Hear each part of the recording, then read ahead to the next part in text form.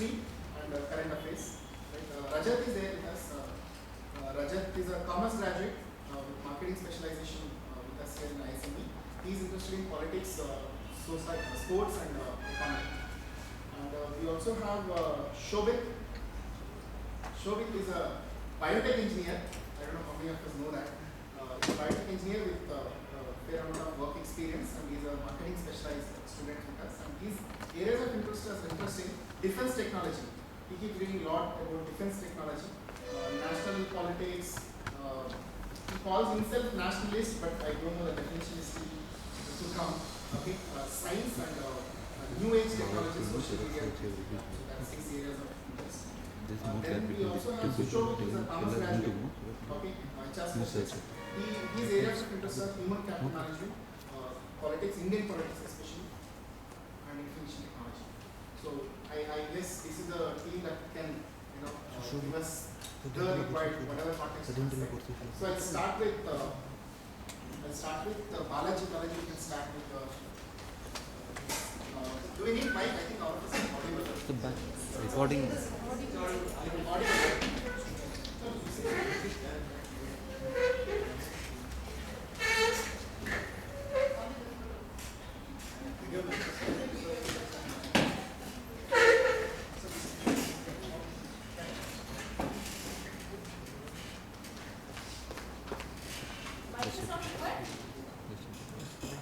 Mic is not required. Use small mic. But all of us are audible and use the fan space. Make them be audible to all. Yeah. The video should.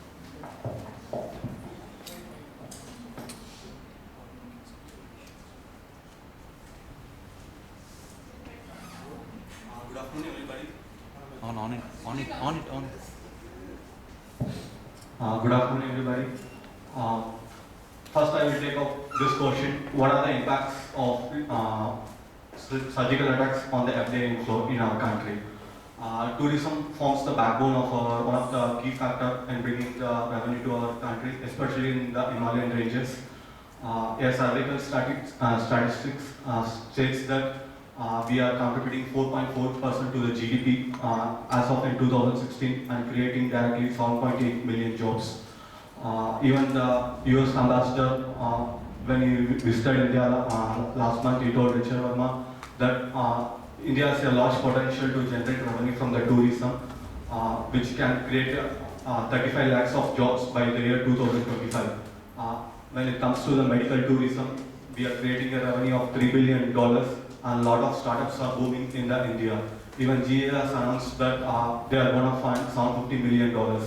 So as far as tourism is concerned, it creates an anchoring effect to the people, not only to the outsiders, to the Indians also, to visit those places which are rich and fertile and very attracting places. It's one of the best places in India to visit. So tourism is being affected. The government has opened the doors for 100% investment in the tourism, but without tourists, you can't able to generate much revenue. And when it comes to the agriculture, we have been started practicing the implementation of artificial intelligence and big data analysis, but people have been frequently evacuated from the border areas where they not only living their homes, their profession also. So again, the poverty increases and the dream collapses. Thank you.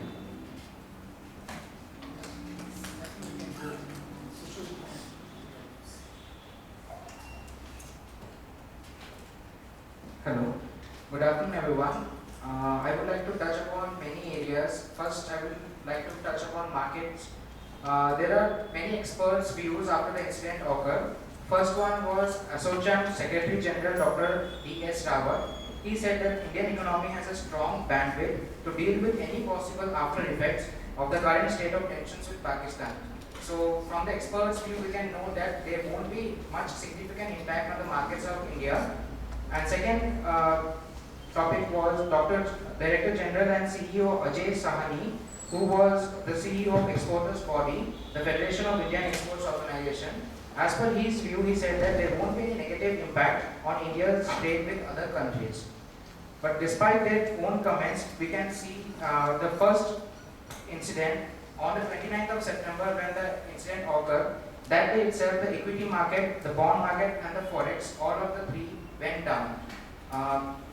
Speaking about equity market, the Sensex fell by 465 points and further it went down to 573 points to a day's low of 27,719, while it was open at 28,423.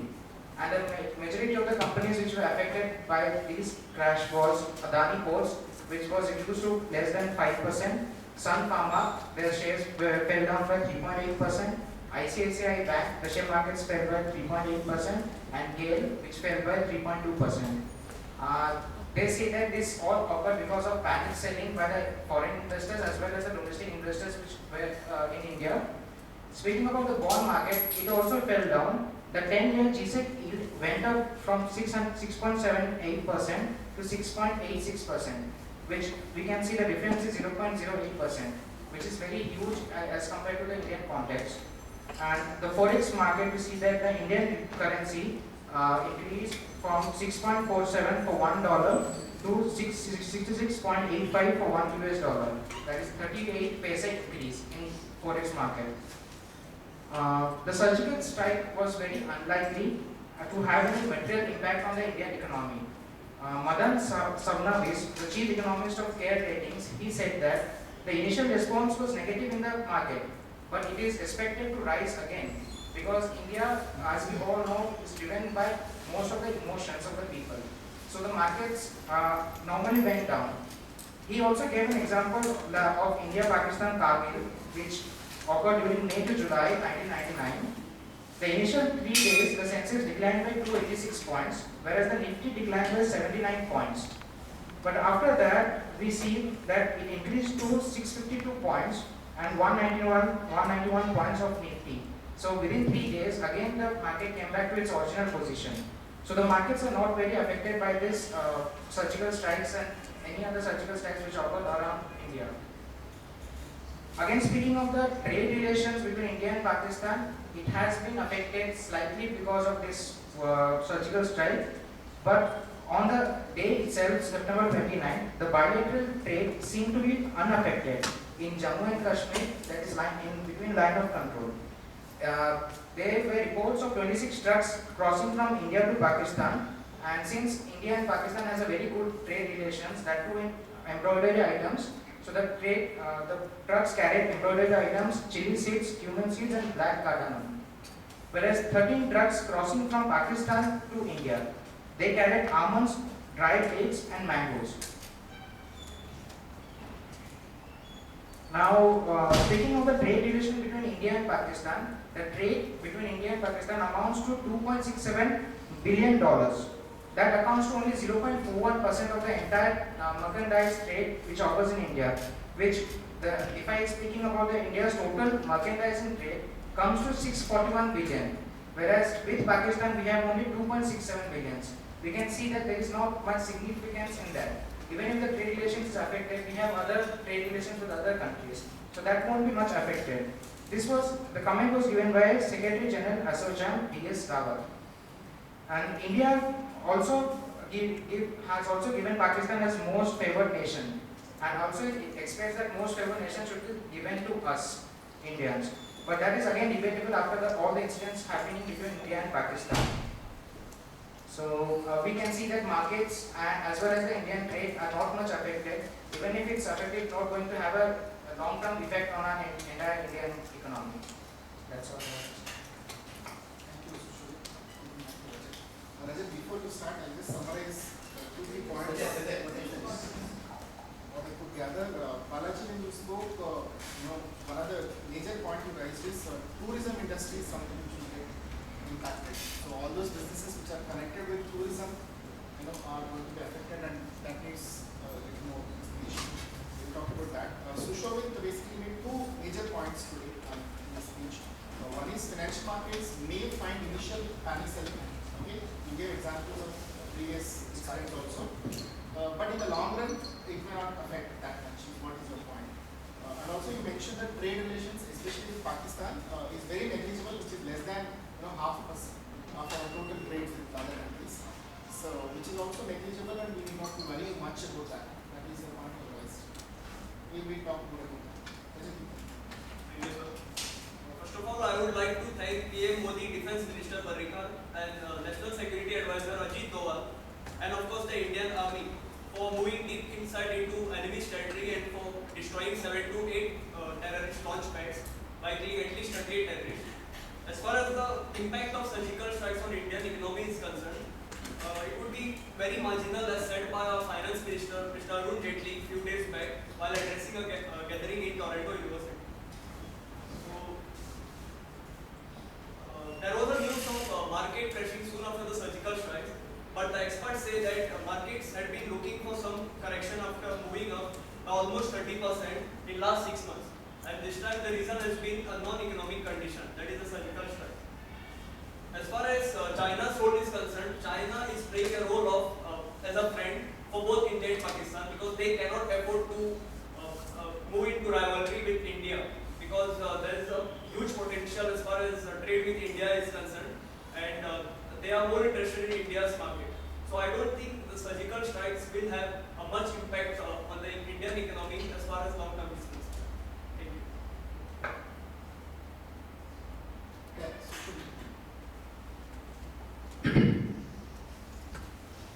The first thing that struck me when we spoke about India's surgical strike into Pakistan was when the US had a surgical strike into Pakistan because of Osama bin Laden. I thought it would be interesting to draw similarities as to how the markets in the US reacted compared to how it reacted in India. So when the US went into Pakistan and killed Osama bin Laden, the US Wall Street markets went up by 0.4%. And that was surprising because a lot of people thought that the moment Osama bin Laden would have been killed, the markets would have taken much higher.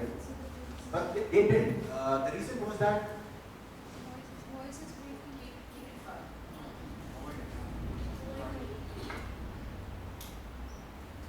So the reason was that the people of America realized that killing Osama bin Laden was not the end of the war. They had started a huge terrorism insurgency movement, and Osama bin Laden is right now only a pawn in it. So the money that has gone into all the war machinery is not going to come back into the economy. So the markets were not very joyous about Osama bin Laden being dead. This was unlike when you say Hitler would have been killed, because Hitler was a one-man army literally who was the champion of the whole event. So there was a difference in that. What happened with India was the market or the countries don't think India would have been such an aggressive country. So all of a sudden when we go into Pakistan and do the surgical strike, everybody was scared as to what this would elevate into. This could turn out into another Kargil war, or it would escalate further in case Pakistan takes any drastic measures. Surprisingly, there was only a 1.6% fall in the Indian markets. Also, some experts say that this was actually a good time to buy stocks that are on the decline because they felt that the surgical strike into Pakistan doesn't necessarily affect India's economic outlook. And coming on to China, I was reading a book, The World is Flat, and the author, Mr. Friedman, he's talking to a group of Japanese investors who are outsourcing work to China. And one reason they're outsourcing work to China is because there's a community in China where a lot of people speak Japanese. So the author asked the investor from Japan, how can the Chinese people still work for Japan? Because Japan had invaded China and that caused a lot of destruction. So how is it that these people are willing to work for Japan? So what the author told was, the Chinese are very hungry for growth. It doesn't matter what we have done in the past. They want to progress and go up. So no matter what we do, they are willing to take the work and grab the work that comes their way.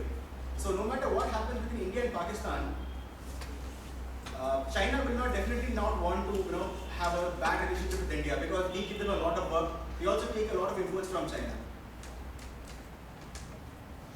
I think before summarizing, I want to add that point. Just I had some statistics. India export around $17 billion to China, and India imports $58 billion from China. So that's a number which is, China is one of the largest trade partner with India. That's something which is a worry. But going by your point and also Rajat, what you mentioned, China may not, their hunger for growth, so it's not necessary that business-wise they need to bring any impact. Politically, yes, they want to play their cards. And Rajat also mentioned that the effect will be very marginal. And Shobit also mentioned about I'm just summarizing quote. War is not an expense, it's an investment. Sorry, by the way, war is an expense, not an investment. Alright, so that's what. Matt, other points? Shishu.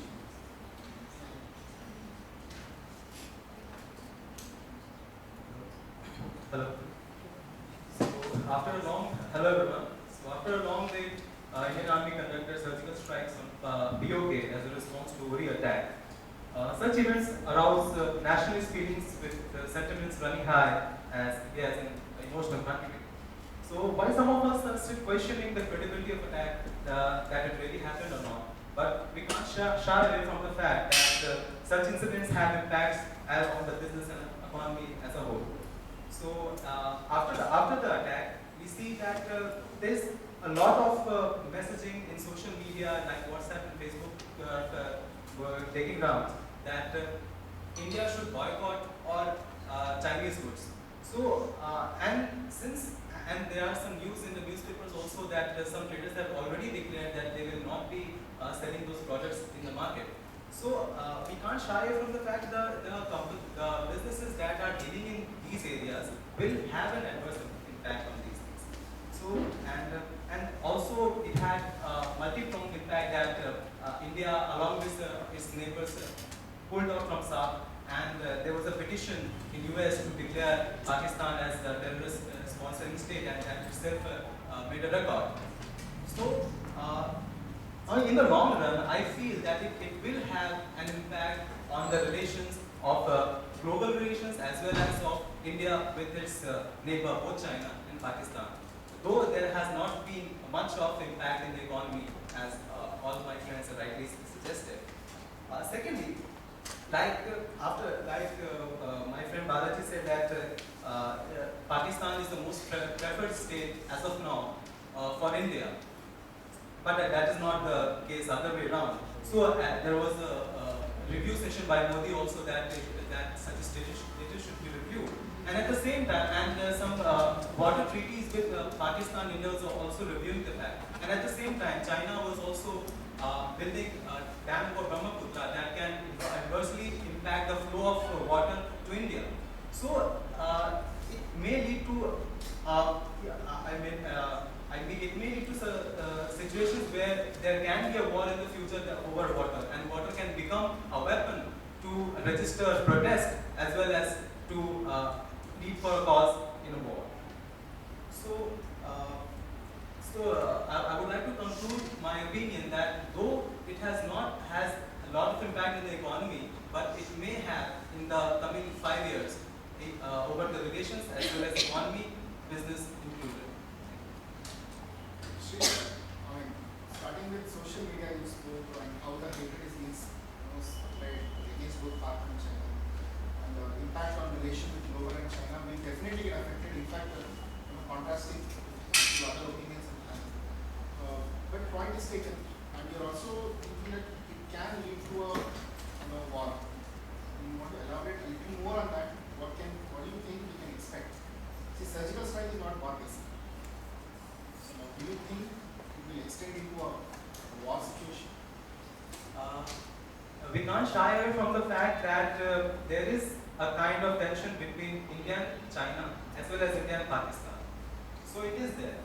Though a real war-like situation is not there, but we are continuously in a tussle to overcome each other. So why I said in the 5 years timeline, because war-like situation may happen.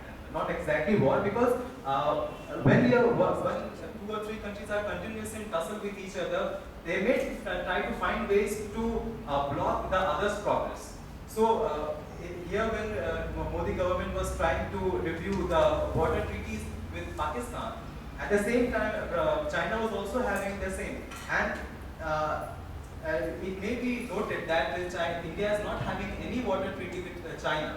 And if a dam is built from Brahmaputra, all of the northeastern states as well as Bangladesh progress and their life will be affected in a very bad way. And though it is, China does not publicly discusses the direction of the river flow that it is making, and it is also said that to some credible sources that it may be planning to divert the flow of Brahmaputra to eastern side, and that may result to completely drought-like situation in northeastern states as well as Bangladesh. So if the economy is getting affected, so that war-like situation may turn, God forbid, but it may turn into real war situation. So basically, you are saying, yeah, it will lead to some negative, scenario situation between two countries, but it may not be a war, or maybe the so-called nuclear war. It may not be that way, but it may be in a different way. We causing inconvenience to them causing inconvenience to us. I want to go to Rajat and show both of you, taking point from Shrish and also what you added. Now, assuming a war kind of situation happens, what will be the impact on our India incorporation?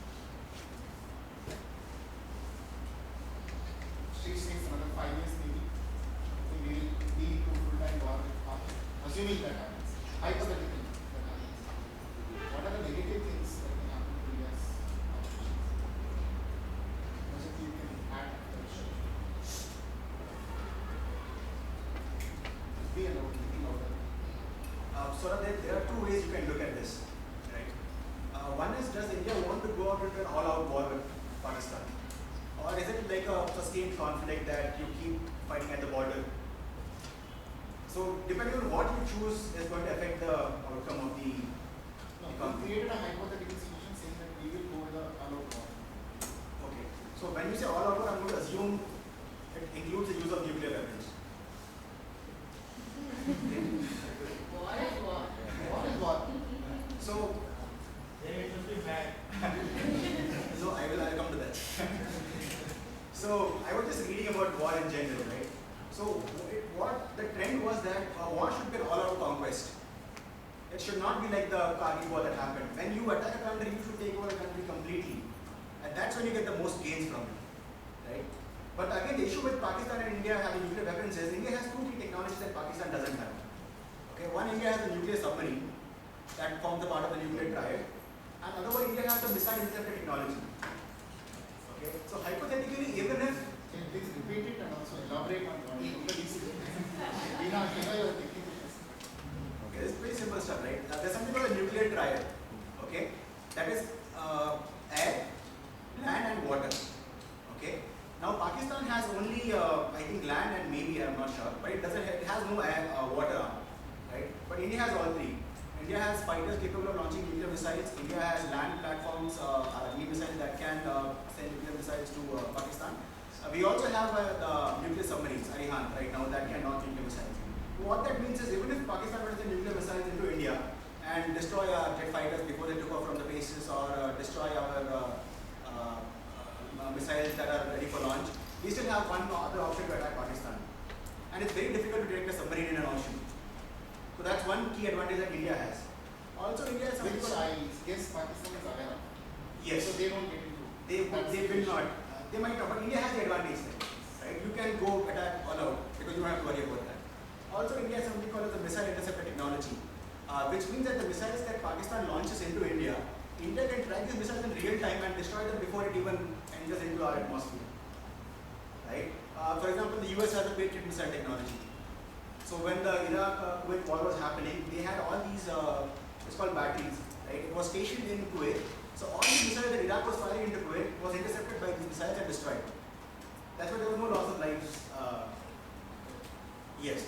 So technically, if you look at it, India can go all out and destroy Pakistan in one blow. If both these things work, Pakistan will be wiped out completely. You haven't still answered my question. How Economy. does it impact Yeah. businesses actually go for it? So one way is go all out, destroy Pakistan. So you're completely wiped out the threat. So all the resources, minerals, whatever it is, you get access to all of that.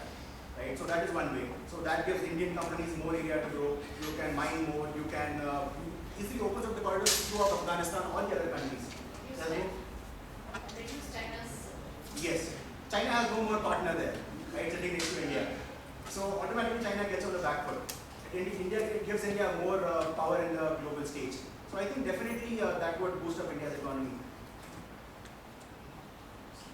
So I think even if there's a war in next 5 years, I don't think it will escalate into a nuclear war, because both the countries know that it's not feasible for them. And use of nuclear weapons, according to me, will be the last option the Pakistan army or the Pakistan government will use when they feel that they don't have any other option. And because I also feel that it's not so easy to destroy Pakistan and conquer it, because he spoke about the nuclear defense, anti-missile defense that India possesses. But we also should take into consideration that Pakistan also have good nuclear capable missiles such as Shaheen, Babar and Hath. So these are some of the latest missiles which possess the nuclear technology which the China is given them. So I do not agree with what he is saying that it will escalate into nuclear war and India No, will you give didn't it. say that. I gave a hypothetical situation that if that happens. So what I feel is when if there is a war, then it will not easily escalate into nuclear. And businesses, according to you, Business, India especially, it depends on the scale of war. If it lasts for 2 months or 3 months, like in the case of Kargil, it lasted for more than 1.5 months. And that time, certainly, the business got affected. But so it's very difficult to predict future. That's what I say. I come to Sushrovit, I don't know why I'm feeling like I should ask this question to you. Most of your friends and my common friends will understand. See, war is something, okay, economy, business, all this is fine. But on a humanitarian ground, I mean, all of us agree that we should not kill. Be the soldier, be the terrorist, whoever it is. Now, what is your view? I'm saying there is a British, I don't have a view on that. What I feel here, yes, I would like to agree to that statement. On a humanitarian ground, we should not have a war between any of the two countries, because war is nothing but a spilling of blood, and we all know that we all have shared the same blood. We don't share something else. So if we have certain Indians who are still in Pakistan and some Pakistanis who are still in India. They might have acquired Indian citizenship, or Indians may have acquired Pakistan citizenship. So on the overall, we may be losing our own human capital there. So ultimately, it will be our own loss. As Shamsa rightly said, it will be a mad situation, mutually assured destruction. So what is itself a very bad state of where a country can go to an ultimate stage. So should not escalate to that level that we can have a war between us state. Like America, further after the World War II, they went into a Cold War situation. So India, I think, is somewhat going near to that, because there are trade barriers which Pakistans are having on India. They are obstructing the trade routes, while India is also objecting to the trade routes from China to Pakistan. So it's slightly going to that Cold War situation. And politically, it might happen that there can be a Cold War, but not a war situation, I think. Balaji, I want to ask you, you mentioned about tourism industry getting affected. I mean, can you think of other industries? Because tourism, I still think it's a very smaller industry, and there are other sectors in the economy which we need to be considered. And taking points from other countries also, like defense sector might get more allocations to budget, right? So which can lead to building of defense, arms and ammunition manufacturing. We're also allowing FDI nowadays. What's your view on that? What other industries which might get affected both positively and negatively, if at all we have a situation that will continue this? As I mentioned in my first part of my talk. As I mentioned in my first part of the conversation, tourism will be much affected by this surgical attack. What is the not only solution for any problem? De-isolating from the global economy could be a better solution. The industry that are directly related to the tourism, example, airline industry, hospitality, banking, forex. As far as non-performing assets in our Indian economic context is concerned, most of them are coming from airlines, banking sector. So we should capitalize most of the FDIs coming from the foreign investors, and especially infrastructure is considered. We are lined up nearly 2 to 5 billion projects funded by Asian Development Bank, Japan International Cooperative Agency, Abu Dhabi Authority Investment Banking. So when this situation prevails, the break-even point stretches, and it may cause an anchoring effect both to the investors and the people who are set to invest all in our environment. And thanks for the ISRO for providing the technical assistance in this operation.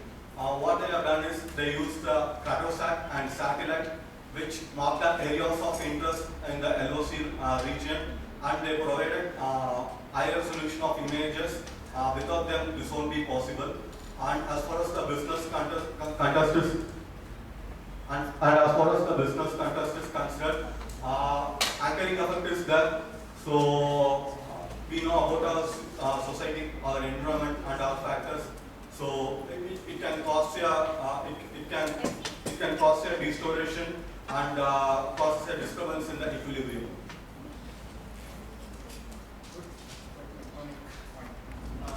The last part of this, I have 3 questions based on the discussion. I have 3 questions. Your answer will be yes, sir. Right? It's almost like a poll and picking of all 5.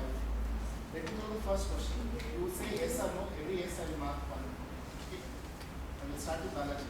Do you think there will be an all-out war? No. Yes, sir. No. Sure. Yes. Short term, long term. Final sentence. No. Sheesh. We got 1 yes from Rajat. Assuming hypothetically, and most of us say no, but I still am saying assuming, will the business and economy be negatively impacted? Yes, sir. Let's start with Sheesh. If war happens, will the business and economy be negatively impacted? I'm talking about Indian businesses, India's economy. Yes, there will be a negative impact. Yes, but only for a short term. I think that yes. The short term again means definition. Yes. Yes. 100%. All of us are agreeing that if there is an all-out war, okay, the business and economy will definitely get affected, except Shobhu who says there may be a J effect that is only a short-term effect and the long-term effect. Now, considering that we don't expect a war to happen, also considering that if that happens, there will be a negative impact. Okay, being business students, do you support or do you say there should be a war? And start with Rajat. Assume you are in the country's head position and you have a decision either to go for a war or continue that diplomatic way of handling things and humanitarian spoke about that. Like, there are more reasons not to go for a war, right? With the panel, from my opinion. Should we go for a war? So it again depends on the situation. As far as I know, No, depend. Yes, sir. Only yes, sir. I will give you. You can explain later. Yes. Yes, sir. We should go for a war. But you think we will not go for a war? First answer is yes. Yes. Oh, you say yes. Oh, yes, sir. Yes. You're holding on. Okay. Good. Balaji? No. Better than going into war, we can make them de-escalated from the globalization. Yeah, isolate. Yes. Isolate. Sure. Same. No. I follow what Modi ji is doing. He is following the political view of isolating Pakistan. For example, the information that you have Narendra Modi He led the surgical strike, but he's on the back side. He's isolating Pakistan from the rest of the world. He's going to UN nations and saying that we should not support Pakistan because they are terrorist state. So that way only we can avoid war situation. But if you are the decision maker, you wouldn't go for a war. Although highly motivated to go to war with Pakistan, but I think the answer is no. There will be a diplomatic war, but if we are Don't say will be your answer. You should be. diplomatic answer. That's what I want to cut short that. No diplomatic. Tell me, if you are deciding whether I should go for a all-out war or not. Yes, sir. You will go for a war or not? The last option, yes. You are still not clear. The last option is after what? What additional answer? Yes. Good. Most of us have got the message. I don't elaborate on.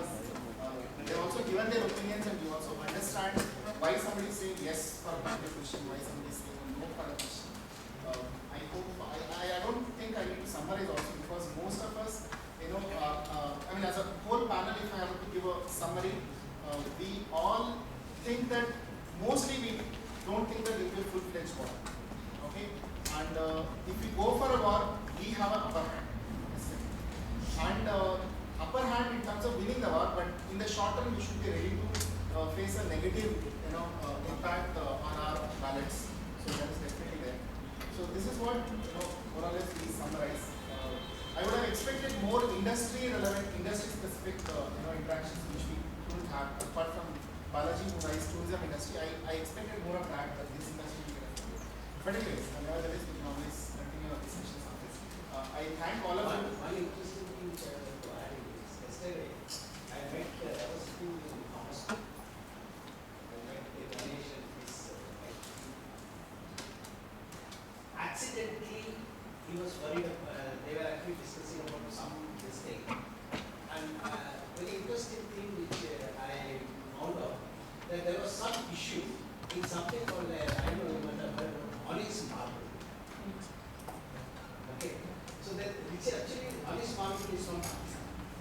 Last 6 years it seems there is a huge import of this honest marble by all these big builders.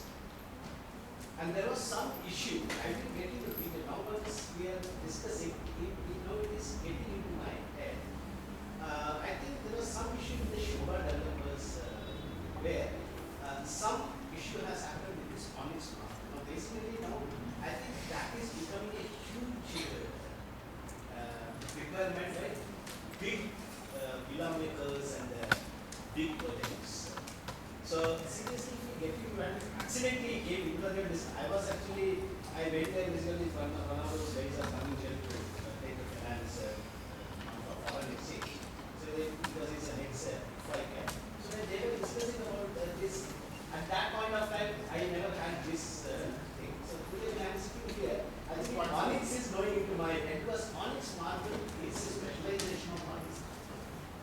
And I have seen that now a lot of these hi-fi guys, they have a lot of those sculptures made out of this onyx marble, including the CDs and all those things. So I think that there is some trade because the consumption as per their discussion must be quite huge. I got no idea about it, but then one item is there where actually we are actually depending on Pakistan for import. Now I think I should discuss more with the Shabas and things like that. Find out how much actually they use that onyx marble. Good point. This will be one thing. Incidentally it came. There are many commodities. So this is most of these army generals in Pakistan, they are all businessmen. All of them are owning lots of industries. So in more than all-out war, if you attack it economically, they will be more affected than economic war than all-out war. Yeah, Pakistan media is already talking in these lines. Yeah, so in fact I am drawing only from that information from that. So we should be more interested in economic war rather than all-out war. All-out war, none of us will stand to gain. Both of us will be the losers.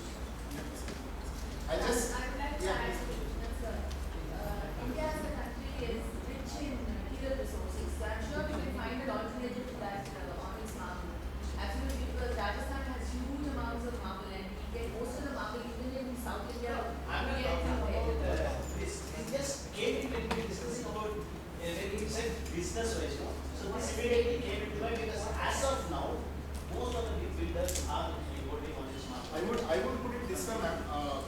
When we continue this discussion and go up to a commodity specific discussion or industrial sector specific, we will find more such examples.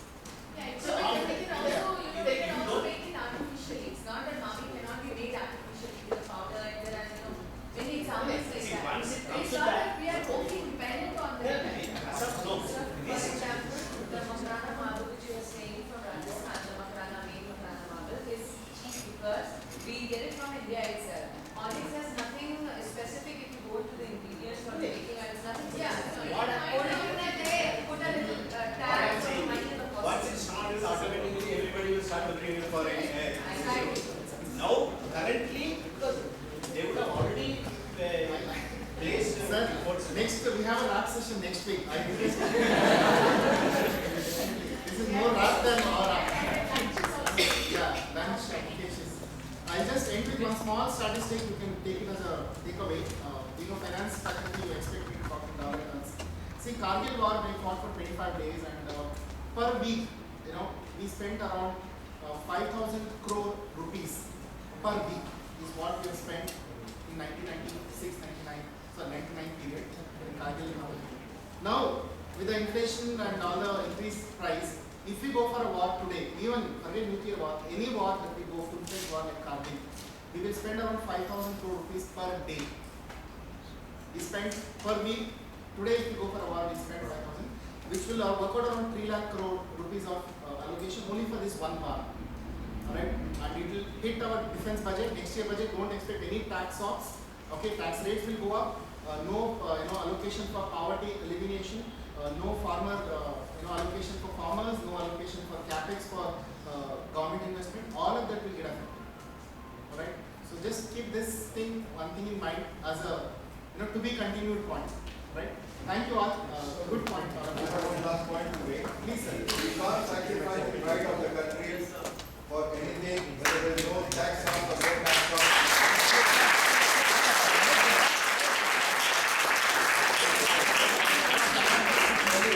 I don't want to answer that as I already said, it's not an emotional. I'm only talking about the economy and business, right?